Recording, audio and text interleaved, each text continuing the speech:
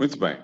Nós hoje vamos estudar os reformadores ingleses ou os reformadores britânicos, na verdade, porque além de William Tyndale, que foi um reformador inglês muito importante do século XVI, vamos falar também de John Knox, que foi o reformador da Escócia, e a Escócia já não é estritamente falando a Inglaterra, faz parte da Grã-Bretanha, mas não é a Inglaterra.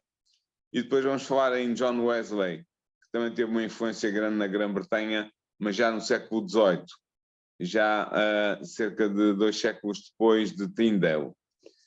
Este vai ser este é o resumo do nosso programa para hoje. Então, começamos pelo William Tyndale e os outros reformadores da Inglaterra do século XVI. A verdade é que nós já vimos que Lutero traduziu a Bíblia para o povo alemão em alemão, e Tyndale, enquanto Lutero fazia essa tradução, Tyndale, que nasceu em 1494 e morreu em 1536, foi impelido pelo Espírito de Deus a fazer o mesmo pelo povo inglês. A tradução de Tyndale foi a primeira tradução inglesa realizada a partir das línguas originais da Bíblia, que são o hebraico no Antigo Testamento e o grego no Novo Testamento. E esta tradução foi a primeira a tirar partido da imprensa recentemente inventada, por Gutenberg. William Tyndale estudou na Universidade de Oxford, onde se licenciou entre 1512, ou já em 1512, assim é que é, e fez o mestrado depois em 1515. Isto permitiu-lhe começar a estudar teologia. Entre 1517 e 1521, ele frequentou a Universidade de Cambridge. Durante estes anos de estudo, ele recebeu o conhecimento do latim, do grego e do hebreu.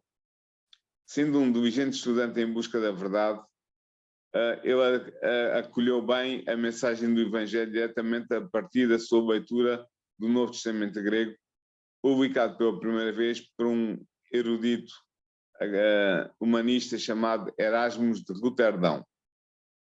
Em 1521, Tyndale tornou-se capelão do nobre inglês. Durante este ano, ele terá tido uma discussão com um sacerdote erudito e defensor da supremacia papal, o qual afirmou perante Tyndale o seguinte: ficaríamos melhor sem a lei de Deus do que sem a lei do Papa. Ao que Tyndale respondeu: eu desafio o Papa e as suas leis, e se Deus poupar a minha vida, eu farei com que um rapaz que conduz o arado saiba mais sobre as Escrituras do que tu. E ele vai cumprir esta promessa. Em 1523, ele partiu para Londres para obter a permissão das autoridades eclesiásticas para traduzir a Bíblia em inglês. A autorização foi negada. Tyndale começou então a pregar o Evangelho em Londres, defendendo que todas as doutrinas da Igreja deveriam ser testadas pelas Escrituras Sagradas. A pregação de Tyndale despertou o interesse de muitos e muitos aceitaram a fé reformada. Mas logo que ele mudava de lugar, os sacerdotes romanistas tudo faziam para destruir, com ameaças e calúnias, o trabalho que ele tinha realizado. Tyndale tomou assim consciência de que era absolutamente necessária uma tradução da Bíblia em inglês. Ele disse o seguinte: sem a Bíblia é absolutamente impossível afirmar os leigos na verdade. E assim reforçou-se a sua decisão de traduzir a Bíblia para a língua da sua nação, o inglês comum, falado pelo povo. Entretanto, ele foi expulso da sua casa pela perseguição e teve que fugir de Inglaterra. Resolveu procurar abrigo na Alemanha e em 1524 estava em Hamburgo e depois em Wittenberg, que era a cidade de Lutero. Foi neste ano que ele começou a traduzir o Novo Testamento, tarefa que terminou em 1525. Em 1526, o Novo Testamento em inglês de Tyndale foi impresso em Worms, cidade imperial que aderira à reforma de Lutero. Foram impressos 3.000 exemplares. Mais exemplares foram também impressos em Antuérpia no ano seguinte. Apesar das autoridades inglesas vigiarem os seus portos para impedir a entrada de contrabando, o Novo Testamento foi introduzido de diversas formas em Londres e, a partir dali, circulado por toda a Inglaterra. Os romanistas tentaram impedir que o Novo Testamento fosse disseminado, mas em vão, não conseguiram impedir isso de maneira nenhuma. A tradução do Novo Testamento por Tyndale foi condenada em outubro de 1526 pelo bispo de Durham, um adepto do Papa. Este bispo comprou todo o estoque de Novos Testamentos que encontrou nos livreiros ingleses para os destruir na fogueira, pensando que isso impediria a sua disseminação. Mas o dinheiro resultante da venda dos Novos Testamentos foi usado para a impressão de uma nova e mais correta edição da obra. Quando Tyndale foi preso, anos mais tarde, foi-lhe oferecida a liberdade desde que ele revelasse os nomes daqueles que o tinham ajudado a cobrir as despesas com a impressão do Novo Testamento. Ele respondeu que o bispo de Durham o tinha ajudado mais do que qualquer outra pessoa, coisa que realmente tinha sido assim, mas não por vontade do bispo de Durham.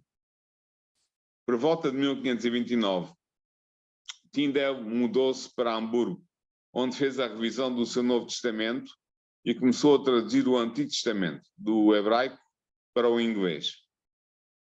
Em 1535, em Antuérpia, Tyndale foi traído por um conhecido, chamado Henry Phillips, e entregue nas mãos das autoridades imperiais. Esteve então preso durante um ano no castelo de Vilvoorde, perto de Bruxelas. Em 1536, foi enviado para a Inglaterra, onde foi condenado por heresia, tendo recebido a sentença de morte.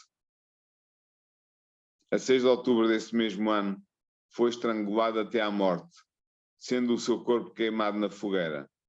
As suas últimas palavras foram: Senhor, abre os olhos ao rei de Inglaterra. William Tyndale não estava só na sua luta para levar a mensagem não adulterada do Evangelho ao povo inglês. Outros homens, outros reformadores, empenhados em levar a verdade da reforma, a fé reformada aos ingleses, foram homens como Latimer, Barnes, Frith, Ridley e Cranmer, alguns deles amigos de Tyndale. Estes homens tudo fizeram para implantar a fé reformada na Inglaterra. Estes líderes da reforma inglesa eram homens eruditos e muitos deles tinham sido fiéis membros da Igreja de Roma e haviam sido altamente considerados pela hierarquia romana do seu país.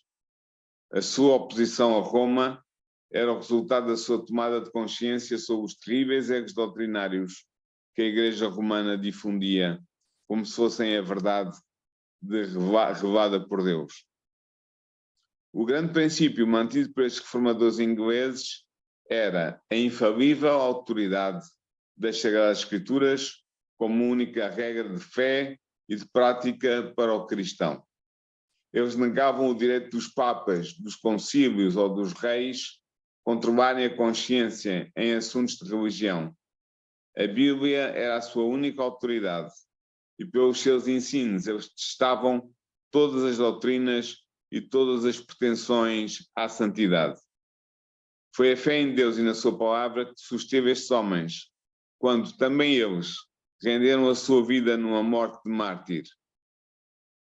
Tem coragem, disse Hugh Latimer a um companheiro também amarrado ao posto da fogueira, à medida que as chamas estavam a ponto de silenciar a sua voz. E ele continuou a dizer: pela graça de Deus, hoje acendemos uma tal vela em Inglaterra que nunca mais será apagada. Estes foram alguns reformadores do século XVI, ingleses, que levaram ou tentaram levar a mensagem da reforma, o Evangelho não adulterado, ao povo de Inglaterra. Eles pagaram o preço da própria vida para tentarem esclarecer o povo e iluminá-lo com as verdades das Escrituras, com a revelação bíblica não adulterada. Pagaram com a vida, mas conseguiram fazer o que pretendiam: inserir no seio do povo um fermento, como numa massa, que levedasse toda aquela massa e a tornasse num verdadeiro manjar dos céus. Mas não foi só na Inglaterra que a reforma chegou no século XVI. Na Escócia, as sementes da verdade que tinham sido semeados por Columba e pelos seus colaboradores no século VIII, dos quais eu já falei no início desta série de programas, essas sementes da verdade não tinham sido totalmente destruídas. E durante séculos, as igrejas da Escócia mantiveram a sua liberdade face a Roma. Mas a partir do século XII, o domínio político-religioso de Roma sobre a Escócia tornou-se total. Com o início da reforma na Europa, os escritos de Lutero e a Bíblia inglesa de Tyndale penetraram na Escócia, trazendo a luz do Evangelho. Foi o sangue dos mártires que deu novo ímpeto à reforma na Escócia. Os líderes da Igreja de Roma no país enviaram para a fogueira alguns dos mais nobres e mais honrados filhos da Escócia. Patrick Hamilton e George Wishart, príncipes no caráter e no nascimento, renderam a sua vida na fogueira. Mas a morte de Wishart viria inspirar John Knox, destinado a ser o grande reformador da Escócia. John Knox, que nasceu em 1514 e morreu em 1572, foi o líder da reforma protestante na Escócia e o fundador da Igreja Presbiteriana desse país, que ainda existe e que se espalhou por várias partes do mundo. Ele estudou na Universidade de St. Andrews. A sua conversão à fé protestante deveu-se à influência de Patrick Hamilton e, sobretudo, de George Wishart. Este último viajou por toda a Escócia, pregando as doutrinas da Reforma, tendo John Knox tornado-se seu discípulo. Em dezembro de 1545, Wishart foi preso pelas autoridades e levado para o castelo de St. Andrews.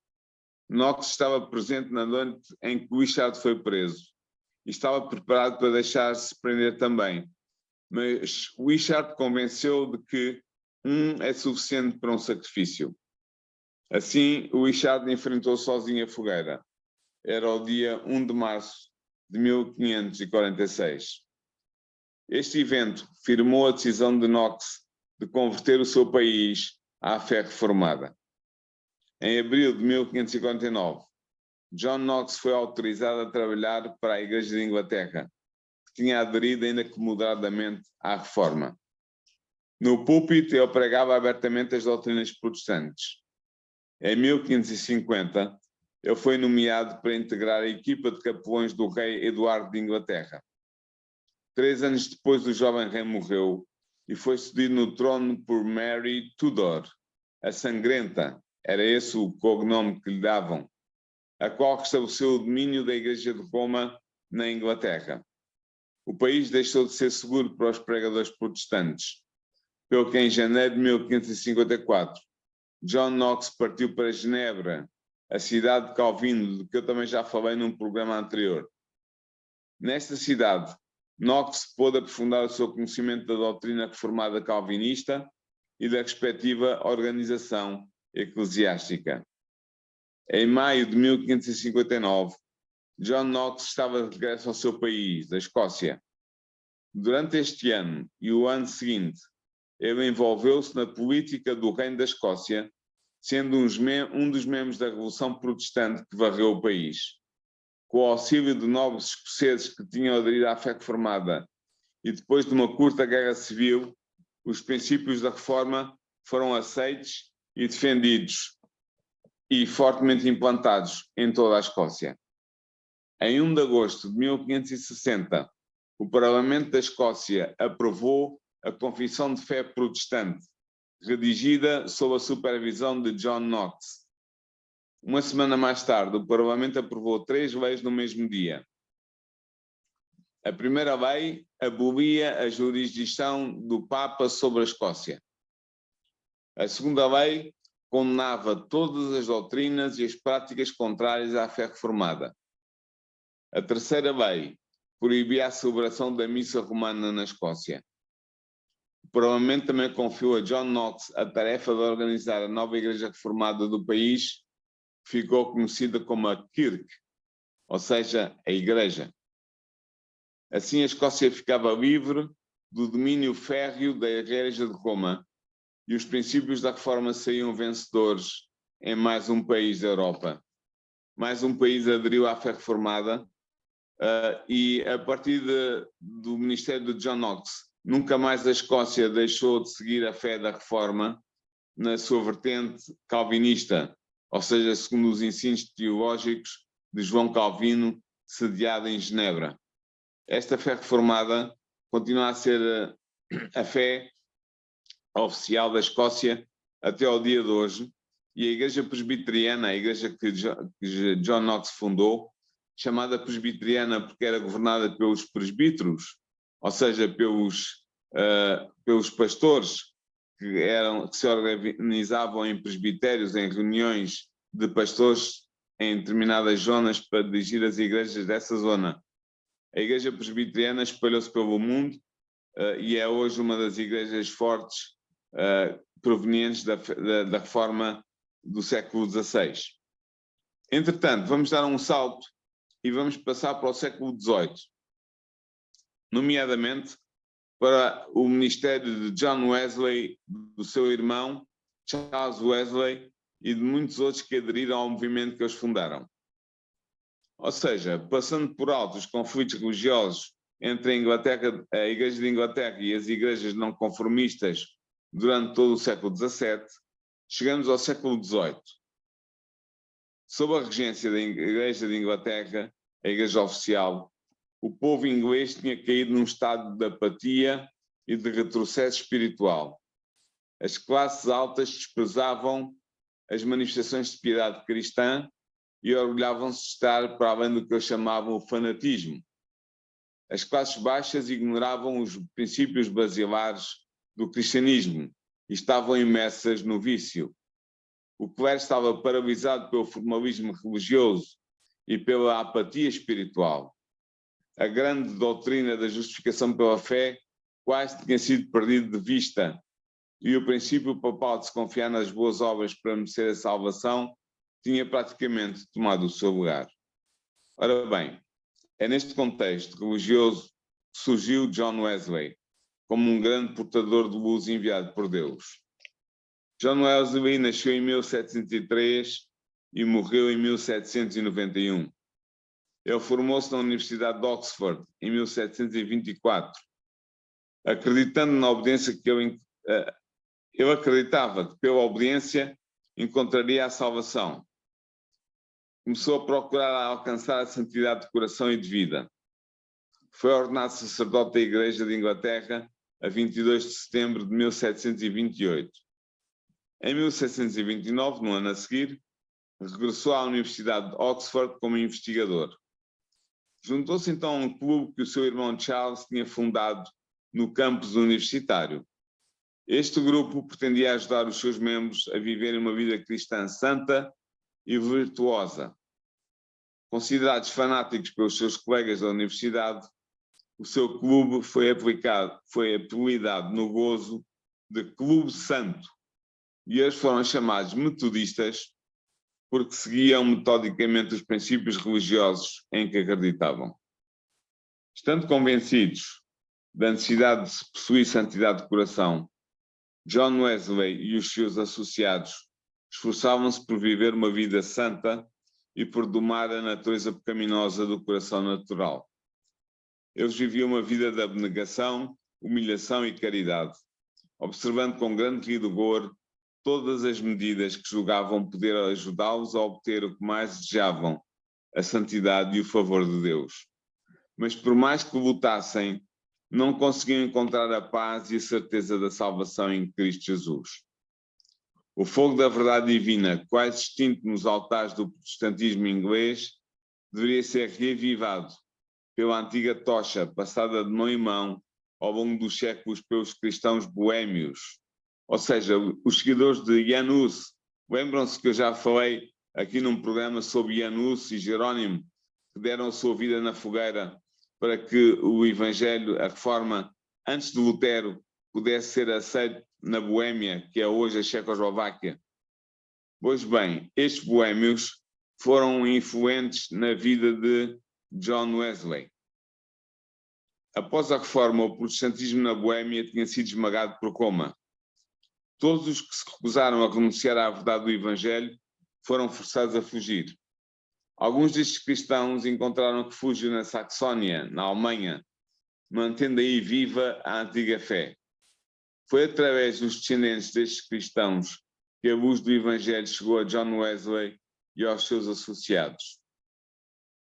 John Wesley e o seu irmão Charles foram então enviados em missão em outubro de 1735 para a colónia americana da Geórgia, nos Estados Unidos da América, no que viria a ser, ainda não era, os Estados Unidos da América. Foi nessa viagem marítima que Wesley entrou pela primeira vez em contacto com os cristãos morávios.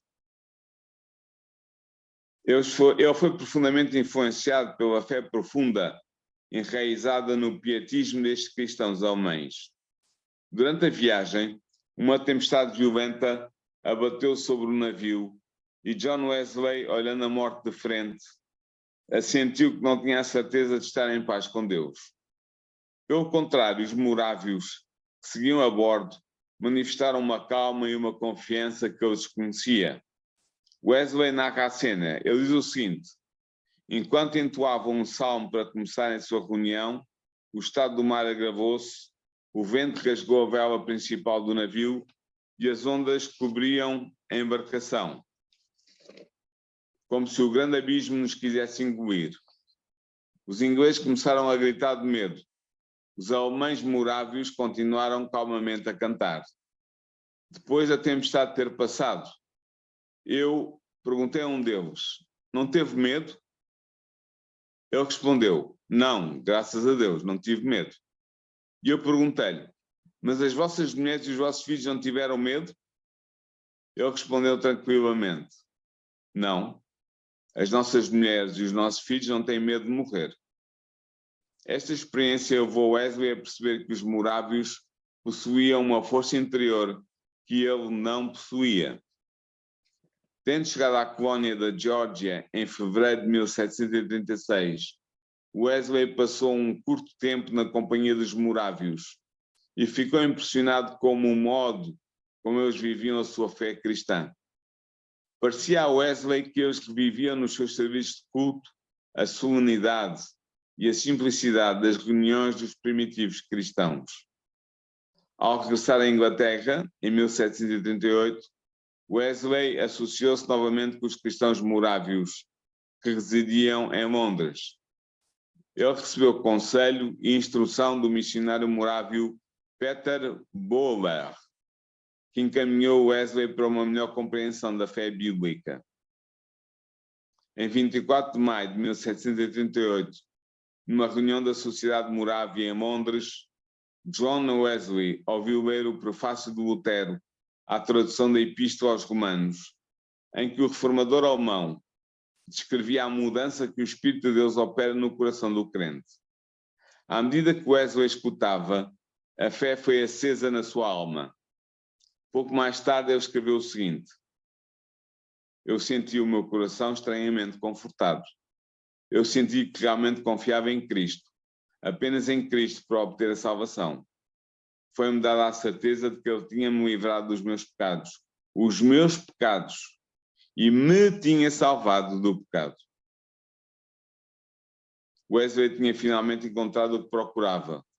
Ele descobriu que a graça divina que ele procurava obter pelas orações, jejuns, esmolas e abnegação eram simplesmente um dom gratuito de Deus.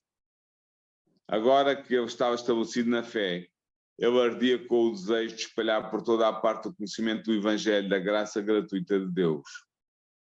Eu vi o mundo todo como sendo a minha paróquia, disse ele mais tarde, de maneira que ficou famosa na história do cristianismo metodista. Em abril de 1789, perto de Bristol, Wesley pregou pela primeira vez para uma multidão ao ar livre. Começava o seu ministério itinerante, que duraria mais de 50 anos. A partir de 1789, Wesley aproveitou todas as oportunidades para pregar sempre que fosse possível reunir um grupo de pessoas. Quando era convidado, pregava em igrejas. Quando não era convidado, pregava no campo, ao ar livre, ou em salões arrendados para o efeito. Foi também em 1739 que John e Charles Wesley fundaram a Sociedade Metodista. A vida de Wesley foi devotada a pregar as grandes verdades que ele tinha recebido. Justificação através da fé na redenção oferecida por Cristo e a santificação através do poder renovador do Espírito Santo sobre o coração do crente, dando frutos numa vida conforme com o exemplo de Cristo. O Espírito Santo levou-o a pregar Cristo e Cristo crucificado. O poder de Deus secundou os seus esforços. Milhares foram convertidos e aderiram à Sociedade Metodista. Wesley e os seus associados encontraram forte oposição da parte da Igreja Anglicana, a igreja estabelecida de Inglaterra. No entanto, era a vontade de Deus que o movimento da Reforma Metodista começasse dentro da própria Igreja Anglicana. Alguns membros do clero da Igreja começaram a juntar-se aos esforços de Wesley, enquanto outros o atacavam em sermões e na imprensa. Wesley e os seus companheiros eram denunciados como defensores de estranhas doutrinas, como fanáticos ou como traidores que tentavam reinstalar o catolicismo na Inglaterra. Esta atitude do clero inglês que denunciava os metodistas levou muitas vezes a que multidões enfurecidas atacassem os pregadores metodistas e muitas vezes também Wesley escapou à morte pela intervenção miraculosa de Deus. Foi agredido várias vezes, fisicamente, perseguido e maltratado. Na verdade, os crentes anglicanos que aderiram à Sociedade Metodista tiveram que enfrentar o ridículo e a perseguição. Eles foram levados perante tribunais, sofreram violência à mão dos seus perseguidores. Multidões enfurecidas iam de casa em casa, destruindo e saqueando os bens que encontravam e maltratando brutalmente homens e mulheres, cujo único crime era pertencerem ao movimento metodista fundado por John e Charles Wesley. Foi assim que John Wesley, viajando por toda a Inglaterra, pela América do Norte e pela Irlanda, organizou grupos de metodistas que procuravam ser fiéis ao Evangelho de Cristo. Ao terminar os seus 87 anos de vida, entre os quais 50 passados em ministério itinerante, os seus seguidores eram mais de 70 mil almas na Grã-Bretanha e 43 mil almas na América do Norte. No seu diário, Wesley registrou ter pregado 40 mil sermões e calcula-se que ele viajou a cavalo cerca de 13 mil quilómetros por ano, totalizando mais de 400 mil quilómetros percorridos durante toda a sua vida. Note-se que, durante toda a sua existência, Wesley permaneceu fiel à Igreja Anglicana estabelecida em Inglaterra, insistindo que o movimento metodista era um movimento no interior da Igreja da Inglaterra. Mais tarde, o movimento metodista acabou por se tornar uma igreja independente, que continua a existir até hoje e está espalhada por várias partes do mundo. A vida de John Wesley apresenta-nos uma lição preciosa sobre a importância da fé e da humildade, do zelo incansável, do sacrifício e da devoção a Deus. Sabem que John Wesley foi muito importante também para a Igreja Adventista do Sétimo Dia. E foi importante por quê? Porque Ellen White, antes de ser Adventista do Sétimo Dia, na sua juventude, era metodista, era da Igreja Metodista Episcopal Americana. E ela foi fortemente influenciada pela doutrina metodista sobre a santificação e a justificação pela fé. Por isso, nós hoje temos a ênfase que ela dá sobre a necessidade da santificação, de sermos renovados pela ação do Espírito Santo de Deus no nosso coração e na nossa mente. Se nós temos essa ênfase dada por ela nos seus escritos, e basta ler os escritos dela para encontrarmos facilmente essa ênfase que ela dá, nós temos essa dádiva vinda diretamente do metodismo, vinda diretamente de John Wesley, através do ensino dado a Ellen White na sua juventude, que ela continua a propagar e a proclamar na Igreja Adventista do Sétimo Dia. Por isso, o movimento que John Wesley fundou teve um impacto, através de Ellen White, forte na nossa igreja, na Igreja Adventista do Sétimo Dia. Para terminar o programa de hoje, lembrar apenas que para a semana vamos abordar o tema da Revolução Francesa e a Bíblia. Vamos ver como a Revolução Francesa de 1789 vai ter sérias implicações para o modo como a Bíblia iria ser recebida a partir daquela data em diante na Europa, mas sobretudo na França. Vamos estudar com atenção este aspecto da reforma, já posterior à reforma, mas este aspecto da influência da Bíblia na vida da Europa, na vida cultural e religiosa da Europa Ocidental. Por isso, convido todos os meus irmãos, todas as minhas irmãs, para estarem presentes na próxima sessão desta série de programas, para estudarmos então a relação da Revolução Francesa com a Bíblia, e vamos ver o que é que a Ellen White tem para nos dizer sobre este tema tão importante. Se quiserem convidar amigos e colegas, ou vizinhos, ou familiares, para assistir a este programa, podem fazê-lo partilhando o link com essas pessoas, para que elas aprendam um pouco mais sobre a revelação de Deus para o tempo do fim, que é condensada no livro O Grande Conflito, de Ellen G. White.